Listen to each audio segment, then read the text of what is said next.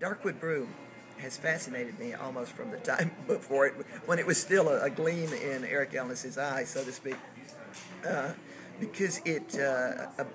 as much as anything I know right now, is moving in an attempt to arrive at ecclesiology that will both satisfy and serve the present need, but is capable of evolving a theology out of it, and of training its people, of shaping its people. The use of the music fascinates me. One of the things about spirituality, whether it's traditional or new, is that you've got to have the music. The spirituality does not articulate itself always in words. It simply is not reducible to human rhetoric or syntax, whereas the music carries it. The music in Darkwood Brew is adroitly used. More to the point,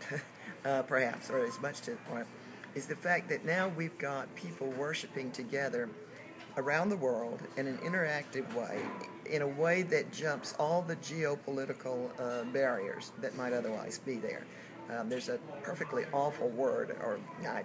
hate to say it, but there's a word, glocalization, that is a characteristic of emergence, and we are glocalized, which is to say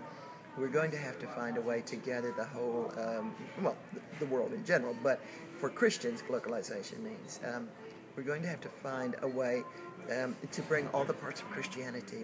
together, if you will, at least in the worship experience from time to time. Darkwood Brew offers that experience. Unlike, I really think it's probably the only one I know that is doing it now with showing growth, if you will,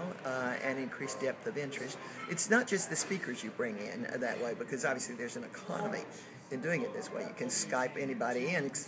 short of Santa Claus himself, I suppose, and that certainly is important. But it's the nature of how it's done, and the free intercourse around the world, and the spirit of the physical place sort of transcends, if you will, over into virtuality. And even if you're watching, you feel it,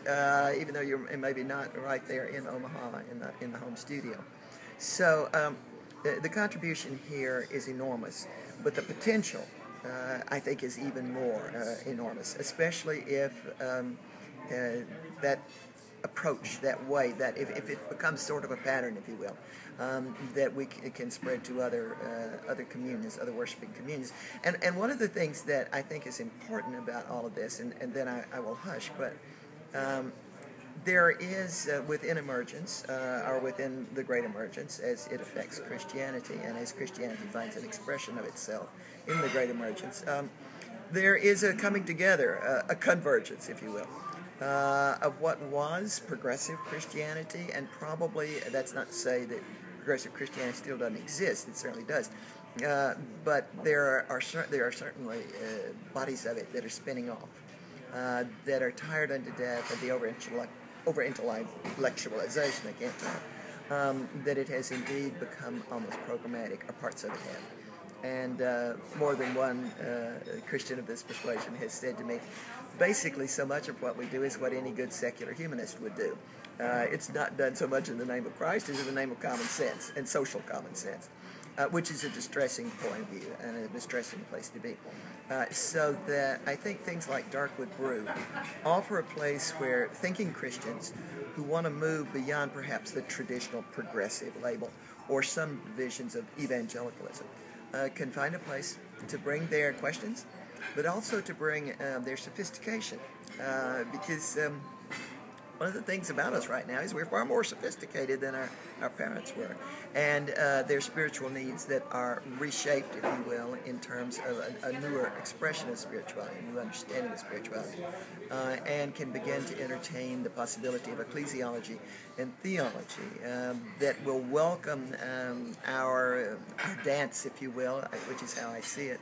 our dance with the Holy Spirit that's going to characterize at least the next few years, and probably, if history speaks true, the next 500 years, or maybe more than that, of what we do in Christianity. So that's, I think, my take, if you will, on Darkwood Brew and how it fits in the overriding culture, certainly in the overriding Christian experience right now.